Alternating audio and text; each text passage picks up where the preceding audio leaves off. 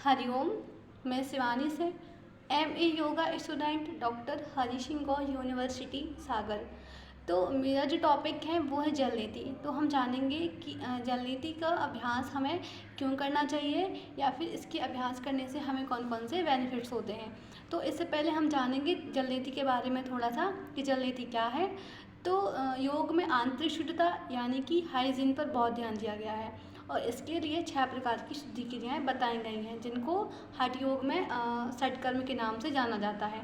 तो जो स्वामी स्वात्माराम जी हैं उन्होंने हठ योग प्रदीपिका में 6 प्रकार की शुद्धि क्रियाएँ बताते हुए कहा है कि धौति वस्ति तथा नीति नौलिकम तटकम तथा कपालभाति चेतानी सत्कर्माणि प्रचक्षते, अर्थात धौति वस्ति नीति नौली त्रटक और कपालभाति ये 6 प्रकार की शुद्धि क्रियाएँ हैं जिनके अभ्यास से हम अपनी बॉडी की आंतरिक शुद्धि कर पाते हैं।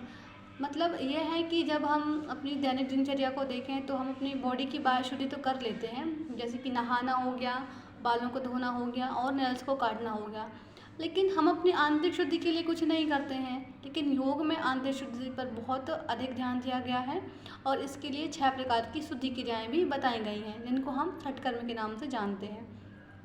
इन्हीं शुद्धि क्रियाओं में से एक क्रिया है जल नीति, जिसके बारे में हम आगे बताने वाले हैं कि इसको करने से हमें क्या क्या फ़ायदे होते हैं। जो जल नीति है उसका जो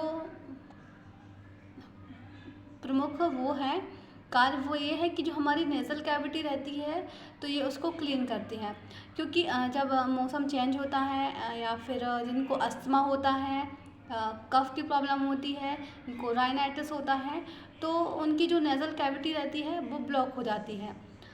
तो नेज़ल कैविटी ब्लॉक होने से ये होता है कि वहाँ पे म्यूकस बहुत ज़्यादा बनने लगता है और जब ये म्यूकस बहुत बनता है और क्लीन नहीं हो पाता है तो ये वहीं इकट्ठा होकर सड़ने लगता है।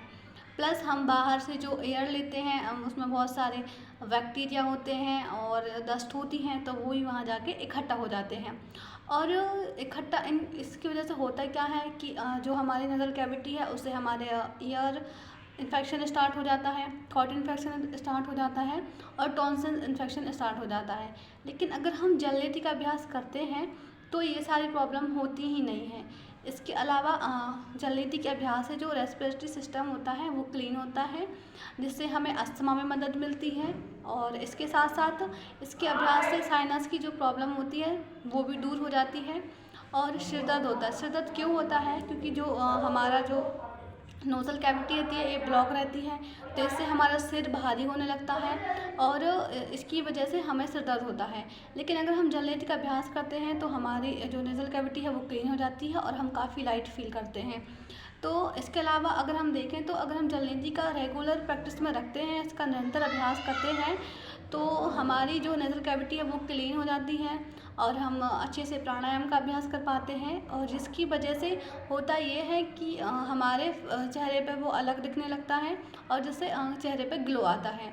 तो हमने जाना कि हमें जल नीति का अभ्यास क्यों करना चाहिए और इसके अभ्यास करने से हमें कौन कौन से बेनिफिट्स होते हैं या फिर ये किस किस बीमारियों में मदद करता है।